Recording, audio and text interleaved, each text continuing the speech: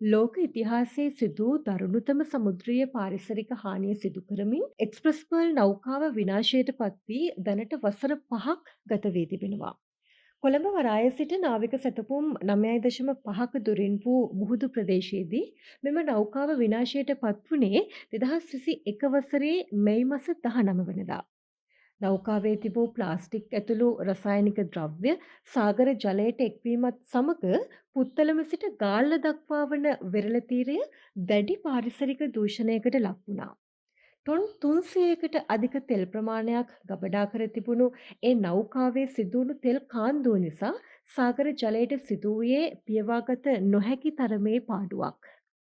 ගල්කිස්ස වෙරළ තීරය වැනි ඉතා ආකර්ශනීය පාරිසරික පද්ධතීන් පවා මෙම තෙල් කාන්දු වීම නිසා දැඩි අවදානමකට ලක් වුණා.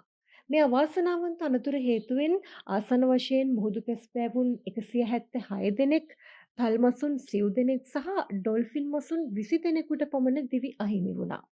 මේ හරහා සිදුවුණු පාඩුව ගණනය කළ නොහැකි වුවත් ආචාර්ය මහාචාර්යවරුන් සහ විෂය ප්‍රාමාණික බුද්ධිමතුන් ඇතුළු සමාජිකයින් 40 දෙනෙක්වෙන් සමන්විත අනු කමිටු 11කින් යුත් විශේෂඥ කමිටුවක් යටතේ මේ හරහා සිදු වූ පාඩුව වෙනුවෙන් ඩොලර් බිලියන 6.5ක වන්දියක් ලබා ගැනීමට නිර්දේශ කළා. එවැනි පසුබිමක් තුළ මෙම නෞකාවෙන් සිදු වූ හානියට වන්දි ඉල්ලමින් අගරදගුරු අතිඋතුම් මැල්කම් කාදිනල් රංජිත් හිමිපාණන් සහ පාරිසරික සංවිධාන කිහිපයක් ශ්‍රේෂ්ඨාධිකරණය හමුවේ මූලික අයිතිවාසිකම් පෙත්සම් 4ක් ගොනු කරනු ලැබුවා.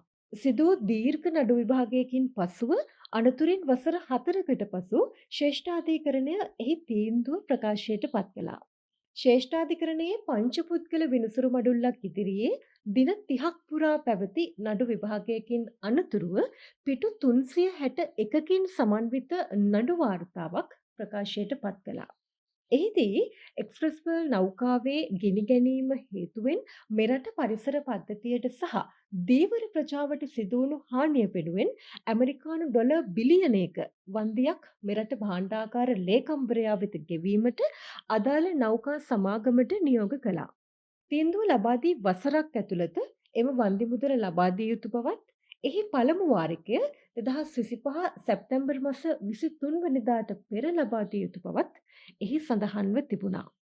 ඊට අමතරව මෙම ඛේදවාචකයෙන් අගතියටපත් වූවන්ට විනිවිද භාවයකින් යුතුව වන්දි මුදල් ලබා දීම සඳහා වන්දි කොමිසමක් ස්ථාපිත කරන ලෙසත් සමුද්‍ර කලාපයට සිදුවුණු හානිය යළි යථා තත්ත්වයට පත් කර ගැනීම සඳහා පරිසර අමාත්‍යාංශයේ ලේකම්වරයාගේ ප්‍රධානත්වයෙන් කමිටුවක් ස්ථාපිත කරන ලෙසත් ශ්‍රේෂ්ඨාධිකරණය නියෝග කළා. මෙම සිද්ධිය වන අවස්ථාවේ විෂයභාර රාජ්‍ය අමාත්‍යවරයාව සිටි ආචාර්ය නාලක ගොඩහේවා සමුද්‍රීය පරිසර ආරක්ෂණ අධිකාරියේ එවක සභාපති නීතිඥ දර්ශනී ලහඳපුර යන අය මූලික මිනිස් අයිතිවාසිකම් උල්ලංඝනය කර ඇති බවත් එම නඩු තීන්දුවේ වැඩිදුරටත් සඳහන් වුණා. 2025 වසරේ ජුලි මාස 24 වනදා ලබා දුන් මෙම නඩු තීන්දුවට වසරක් සම්පූර්ණ වීමට ඇත්තේ තවත් එක් මාසයක් පමණයි. නමුත් මේ වන විටත් ලබා දී තිබෙන්නේ අගතියටපත් ධීවරයන්ට ලබා දුන් වන්දි මුදල සහ වෙරළ පිරිසිදු කිරීම වෙනුවෙන් වැය වුණු මුදල පමණයි. දැනට මෙම වන්දි මුදල සම්බන්ධයෙන් විවිධ පාර්ශවයන් විවිධ අදහස් දක්වනවා. හිටපු අධිකරණ අමාත්‍යවරයෙකු වන විජේදාස රාජපක්ෂ මහතාද පසුගියදා ඩොලර් මිලියන 250ක අල්ලසක් සම්බන්ධයෙන් ප්‍රකාශයක් කළා. කෙසේ වෙතත් මෑත ඉතිහාසයේ දරුණුතම සාගර හා පාරිසරික හානිය සිදුවුණු මෙම අනතුරේ වන්දිය පිළිබඳව තවමත් පවතින්නේ අවිනිශ්චිත තත්ත්වයක්.